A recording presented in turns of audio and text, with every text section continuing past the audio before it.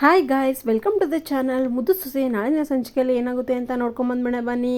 ಇಲ್ಲಿ ವಿದ್ಯೆಗೆ ಎಲ್ಲ ಯಜಮಾನಿಕೆನೂ ಬೇಗಿದ ಕೈನು ಶಿವರಾಮೇಗೌಡ ಕೊಟ್ಟೇ ಬಿಡ್ತಾನೆ. ಅದು ನೋಡಿಬಿಟ್ಟು ಇಲ್ಲಿ ಈಶ್ವರಿಗೆ ಫುಲ್ ಶಾಕ್ ಆಗಿಬಿಡುತ್ತೆ. ಇಲ್ಲಿ ಮೋನಿ ಆದಮೇಲೆ ನಾನು ಈ ಮನೆ ಸೊಸೆ ಅಂದ್ಕೊಂಡಿದ್ದೆ, ಆದರೆ ಈ ಶಿವರಾಮೇಗೌಡ ಈ ವಿದ್ಯೆಗೆ ಕೀ ಕೊಡ್ತಾ ಇದ್ದೇನೆ ಅಂತ ಹೇಳ್ಬಿಟ್ಟು ಫುಲ್ ಶಾಕ್ ಆಗಿಬಿಟ್ಟು ನೋಡ್ತಾ ಇರ್ತಾಳೆ. ಹಾಗಾದರೆ ಇಲ್ಲಿ ಏನಾಗುತ್ತೆ ಅಂತ ನೋಡ್ಕೊಂಬಂದು ಮಾಡ ಬನ್ನಿ. ಶಿವರಾಮೇಗೌಡ ಬರ್ತಾರೆ. ಬಂದಮೇಲೆ ಎಲ್ಲರೂ ಕೂಡ ಹಾಲ್ಗೆ ಬನ್ನಿ ಅಂತೇಳ್ಬಿಟ್ಟು ಕರೀತಾರೆ. ಆಗ ಎಲ್ಲರೂ ಕೂಡ ಬರ್ತಾರೆ. ಆಗ ಶಿವರಾಮೇಗೌಡ ಹೇಳ್ತಾರೆ, ಯಾಕೆ ಎಲ್ಲರನ್ನೂ ಕರೆಸಿರ್ಬೋದು ಅಂತೇಳ್ಬಿಟ್ಟು ಎಲ್ಲರೂ ಕೂಡ ಯೋಚನೆ ಮಾಡ್ತಾ ಇದ್ದೀರಿ ಅಲ್ವಾ ಅಂತೇಳ್ಬಿಟ್ಟು ಕೇಳ್ತಾನೆ. ಆಗ ಹೌದು ಅಪ್ಪ ಅಂತೇಳ್ಬಿಟ್ಟು ಇಲ್ಲಿ ಭದ್ರ ಹೇಳ್ತಾನೆ. ಏನಪ್ಪ ಅಂತಂದರೆ ಇಷ್ಟು ದಿನವೂ ಕೂಡ ಮೋನಿ ಈ ಯಜಮಾನಿಕೆನ ನಡೆಸಿದ್ಲು ಈ ಮನೆ. ಅದಕ್ಕಿಂತ ಮುಂಚೆ ನಮ್ಮಮ್ಮ ನಡೆಸ್ತಾ ಇದ್ಲು, ಅದಕ್ಕಿಂತ ಮುಂಚೆ ನಮ್ಮ ಅಜ್ಜಿ ನಡೆಸ್ತಾ ಇದ್ಲು. ಹಾಗಾದರೆ ನಮ್ಮಮ್ಮ ಬಂದಮೇಲೆ ನಮ್ಮ ಅಜ್ಜಿ ಕೊಟ್ಟಲು ನಮ್ಮಮ್ಮನಿಗೆ. ಆಗ ನಮ್ಮಮ್ಮ ಇಲ್ಲಿ ಮೋನಿ ಬಂದಮೇಲೆ ಮೋನಿಗೆ ಕೊಟ್ಟಲು. ಮೋನಿ ಇದನ್ನು ಸಂಪೂರ್ಣವಾಗಿ ಸುರಕ್ಷಿತವಾಗಿ ನಡೆಸ್ಕೊಂಡ್ಬಂದಿದ್ದಾಳೆ ಯಜಮಾನಕ್ಕೆ, ಯಾವುದೇ ರೀತಿ ಗೊಂದಲ ಇಲ್ಲದೇ. ಅದೇ ರೀತಿಯೇ ಈಗ ಈ ಮನೆ ಸೊಸೆ ವಿದ್ಯೆ ಆಗಿದ್ದಾಳೆ. ಈಗ ಮೋನಿಯಿಂದ ವಿದ್ಯೆಗೆ ಯಜಮಾನಿಕೆ ಬರಲೇಬೇಕು ಅಂತ ಹೇಳ್ಬಿಟ್ಟು ಶಿವರಾಮೇಗೌಡ ಹೇಳ್ತಾನೆ. ಆಗ ಅದನ್ನು ಕೇಳಿಸ್ಕೊಂಡು ಇಲ್ಲಿ ಭದ್ರ ಹೇಳ್ತಾನೆ, ಏನಪ್ಪ ಯಾಕೆ ಅದೆಲ್ಲ ಡಿಸಿಷನ್ ತೊಗೊತೀರ ನೀವು? ಏನು ಬೇಡ, ನಮ್ಮ ಅಮ್ಮನೇ ಇದ್ದಾರಲ್ವ, ಅವರು ಕೂಡ ಈ ಮನೆ ಚೆನ್ನಾಗಿ ನಡೆಸ್ಕೊಂಡು ಹೋಗ್ತಾ ಇದ್ದಾರೆ, ಇನ್ನೊಂದು ಸ್ವಲ್ಪ ದಿನ ಅಮ್ಮನೇ ನಡೆಸ್ಕೊಂಡು ಹೋಗಲಿ ಅಂತ ಹೇಳ್ಬಿಟ್ಟು ಇಲ್ಲಿ ಭದ್ರ ಹೇಳ್ತಾನೆ. ಆಗ ಇಲ್ಲಿ ವಿದ್ಯೆ ಎಲ್ಲರೂ ಕೂಡ ಹೇಳ್ತಾರೆ, ಹೌದು ಹೌದು ಮಾವ, ಬೇಡ, ಮೋನಿ ಹತ್ತನೇ ನಡ್ಸ್ಕೊಂಡು ಹೋಗಲಿ, ಅದಾದಮೇಲೆ ನಾನು ಬೇಕಾದ್ರೆ ನಡೆಸ್ತೀನಿ, ಈಗ ಬೇಡ ಅಂತೇಳ್ಬಿಟ್ಟು ವಿದ್ಯೆ ಹೇಳ್ತಾಳೆ. ಆಗ ಇಲ್ಲಿ ಭದ್ರ ಹೇಳ್ತಾನೆ, ಇಲ್ಲ ವಿದ್ಯಾ, ನೀನು ಲೆಕ್ಕಾಚಾರದಲ್ಲಿ ಜ್ಞಾನವಂತೆ, ಹಾಗೇನೆ ಎಲ್ಲದರಲ್ಲೂ ಕೂಡ ಸ್ಪಷ್ಟವಾಗಿದೆಯಾ. ನೀನು ಈ ಮನೆನ ಚೆನ್ನಾಗಿ ನಡೆಸ್ತೀಯ ಅಂತ ಹೇಳ್ಬಿಟ್ಟು ನನಗೆ ನಂಬಿಕೆ ಬಂದಿದೆ. ಅದಕ್ಕೋಸ್ಕರ ನಾನು ಕೊಡ್ತಾ ಇದ್ದೀನಿ, ಬೇಡ ಅನ್ಬೇಡ, ತೊಗೊಂಡು ಈ ಮನೆ ಯಜಮಾನಿಕೆನ ನಡೆಸು ಅಂತ ಹೇಳ್ಬಿಟ್ಟು ಇಲ್ಲಿ ಭದ್ರ ಹೇಳ್ತಾನೆ. ಅದೇ ರೀತಿಯೇ ಇಲ್ಲಿ ವಿದ್ಯಾ, ಸರಿ ಮಾವ ಅಂತ ಹೇಳ್ಬಿಟ್ಟು ಹೇಳ್ತಾರೆ. ಮೋನಿ ಕೂಡ, ಏನು ಮೋನಿ ನಿನಗೆ ಇಷ್ಟ ಇದೆಯಾ ಅಂತ ಹೇಳ್ಬಿಟ್ಟು ಶಿವರಾಮೇಗೌಡ ಕೇಳ್ತಾನೆ. ಆಗ ಇಲ್ಲಿ ಮೋನಿ, ಹೌದು ರೀ, ನಾನು ಸೊಸೆ, ನಾನು ಮುದ್ದು ಸೊಸೆ, ಈ ಮನೆ ಸೊಸೆ ಕೊಟ್ಟರೆ ನಾನು ಬೇಡ ಅಂತೀನ, ಸರಿ ರೀ ಕೊಡಿ ಅಂತ ಹೇಳ್ಬಿಟ್ಟು ಇಲ್ಲಿ ಮೋನಿ ತೊಗೊಂಬಂದು ಕೀನ ಶಿವರಾಮೇಗೌಡ್ರಿಗೆ ಕೊಡ್ತಾರೆ. ಆಗ ಅಜ್ಜಿನ ಕೇಳ್ತಾರೆ ಶಿವರಾಮೇಗೌಡ, ಅಮ್ಮ ನಾನು ತೊಗೊಂಡಿರೋ ನಿರ್ಧಾರ ಕರೆಕ್ಟಾಗಿದೆಯಾ ಅಂತ ಹೇಳ್ಬಿಟ್ಟು ಕೇಳ್ತಾರೆ. ಆಗ ಇಲ್ಲಿ ಹೇಳ್ತಾರೆ ಅಜ್ಜಿ, ನೀನು ನಿರ್ಧಾರ ಯಾವತ್ತಾದರೂ ಕರೆಕ್ಟಾಗಿ ತೊಗೊತೀಯ ಗೌಡ್ರೆ. ಶಿವರಾಮೇಗೌಡ, ನೀನು ನನ್ನ ಮಗಲ್ವಾ, ತಪ್ಪು ನಿರ್ಧಾರ ತೊಗೊಳಕ್ಕೆ ಸಾಧ್ಯನೇ ಇಲ್ಲ. ವಿದ್ಯೆ ಈ ಮನೆ ತಕ್ಕ ಸೊಸೆ, ಹಾಗೆ ಯಜಮಾನಿಕೆಯನ್ನು ಕೂಡ ಚೆನ್ನಾಗಿ ನಡೆಸ್ತಾಳೆ ಅಂತ ಹೇಳ್ಬಿಟ್ಟು ಇಲ್ಲಿ ಹೇಳ್ತಾಳೆ ಅಜ್ಜಿ. ಅದನ್ನು ಕೇಳಿಸ್ಕೊಂಡು ಇಲ್ಲಿ ಈಶ್ವರಿ ಕೂಡ ಶಾಕ್ ಆಗಿಬಿಡ್ತಾಳೆ. ಏನು, ಈಗ ಮೋನಿ ಆದಮೇಲೆ ನನಗೆ ಬರಬೇಕಿತ್ತು ಯಜಮಾನಿಕೆ, ಅವಳ ತಂಗಿ ನಾನು, ಈ ಮನೆ ಸೊಸೆ ನಾನು ಕೂಡ, ಹೌದಾ ಇಲ್ವಾ? ಹಾಗಾದರೆ ಈ ಮನೆ ಸೊಸೆ ಆಗಿರೋದು ನನಗೆ ಲೆಕ್ಕನೇ ಇಲ್ವಾ? ನಾನು ಇದ್ಬಿಟ್ಟು ಈಗ ವಿದ್ಯೆಗೆ ಯಜಮಾನಿಕೆ ಕೊಡ್ತಾ ಇದ್ದಾರೆ, ನಾನು ಇದ್ದರೂ ಒಂದೇ ಇಲ್ಲೇ ಇದ್ದರೂ ಒಂದೇನಾ ಅಂತೇಳ್ಬಿಟ್ಟು ಈಶ್ವರಿ ಮನಸ್ಸಲ್ಲಿ ಅನ್ಕೊತಾ ಇರ್ತಾಳೆ. ಆಗ ಗೋವಿಂದು ಹೇಳ್ತಾನೆ, ಸರಿಯಾದ ನಿರ್ಧಾರನೇ ತೊಗೊಂಡಿದ್ಯಾ ಅಣ್ಣ, ಕೊಡು ವಿದ್ಯೆಗೆ ಅಂತ ಹೇಳ್ಬಿಟ್ಟು ಹೇಳ್ತಾನೆ. ಆಗ ಇಲ್ಲಿ ಗೋವಿಂದು ಕಡೆಗೇನೆ ನೋಡ್ತಾಳೆ ಈಶ್ವರಿ.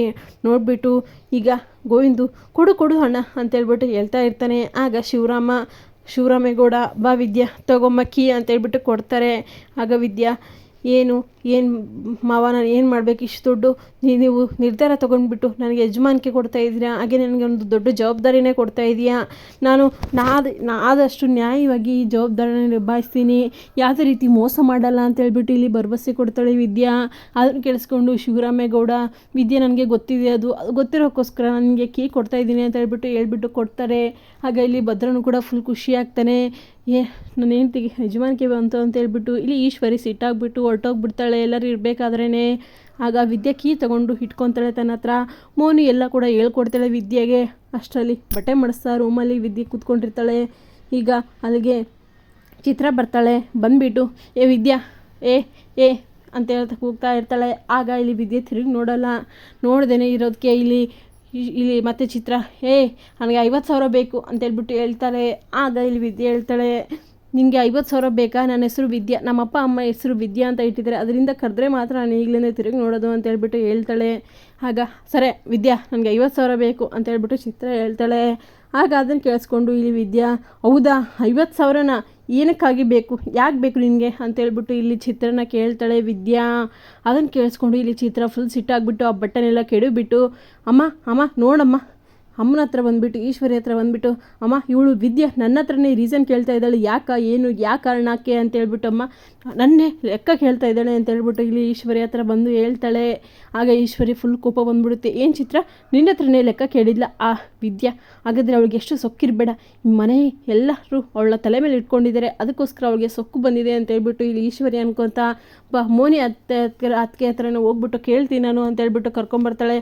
ಅಕ್ಕ, ಮೋನಿ ಅಕ್ಕ, ಏನಂದರೆ ಇಲ್ಲಿ ಚಿತ್ರ ದುಡ್ಡು ಕೇಳಕ್ಕೆ ಹೋಗಿದ್ಲಂತೆ 50,000. ಆಗ ಇಲ್ಲಿ ವಿದ್ಯೆ ಕೊಡಲ್ಲ ಅಂದ್ಲಂತೆ ಅಂತ ಹೇಳ್ಬಿಟ್ಟು ಇಲ್ಲಿ ಹೇಳ್ತಾಳೆ.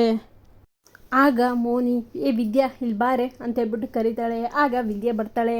ಏನು ಚಿತ್ರ ಕೇಳಿದರೆ ದುಡ್ಡು ಯಾಕೆ ಕೊಡಲಿಲ್ಲ ಅಂತೇಳ್ಬಿಟ್ಟು ಕೇಳಿದರೆ ಅತ್ತೆ ಏನಂತಂದರೆ ಚಿತ್ರ ಬಂದುಬಿಟ್ಟು 50,000 ಕೊಡು ವಿದ್ಯಾ ಅಂತ ಕೇಳಿದ್ಲು ಅಷ್ಟೇ. ಯಾಕೆ ಅಂತ ನಾನು ಕೇಳಿದ್ದಕ್ಕೆ ಅದಕ್ಕೆ ಸಿಟ್ಟಾಗಿ ಹೊಟ್ಟೋಗ್ಬಿಟ್ಲು ಅಂತ ಹೇಳ್ಬಿಟ್ಟು ಇಲ್ಲಿ ಹೇಳ್ತಾಳೆ. ಆಗ ಇಲ್ಲಿ ಮೋನಿ ಹೇಳ್ತಾಳೆ ಆ ಥರ ಹೋದ್ರೆ ಹೆಂಗೆ ಚಿತ್ರ, ನೀನು ರೀಸನ್ ಹೇಳಬೇಕಲ್ವಾ, ನಾಳೆ ಲೆಕ್ಕ ತೋರಿಸ್ಬೇಕು ಅಂತ ಹೇಳಿದ್ರೆ ಅದೇ ಅಲ್ವಾ, ನನ್ನ ಹತ್ರ ಏನೇ ಆದರೂ ಕೂಡ ನೀನು ರೀಸನ್ ಹೇಳ್ಬಿಟ್ಟೆ ಅಲ್ಲಿ ಇಸ್ಕೊಂಡು ಹೋಗ್ತಾ ಇದ್ದಿದ್ದು ಅಂತ ಹೇಳ್ಬಿಟ್ಟು ಇಲ್ಲಿ ಮೋನಿ ಹೇಳ್ತಾಳೆ. ಆಗ ಅದನ್ನು ಕೇಳಿಸ್ಕೊಂಡು ಇಲ್ಲಿ ಈಶ್ವರಿ ಏನು ಮಾತಾಡ್ತಾ ಇದ್ರ ಅಕ್ಕ ನೀನು, ಹಾಗಾದರೆ ಇಲ್ಲಿ ಎಲ್ಲ ವಿದ್ಯೆ ಮಾತನಾಡಿಯೋದು, ವಿದ್ಯೆ ಹೇಳೋದಕ್ಕೆಲ್ಲ ನಾವು ತಲೆ ಬಾಗಿಸ್ಬೇಕಾ ಅಂತ ಹೇಳ್ಬಿಟ್ಟು ಹೇಳ್ತಾಳೆ.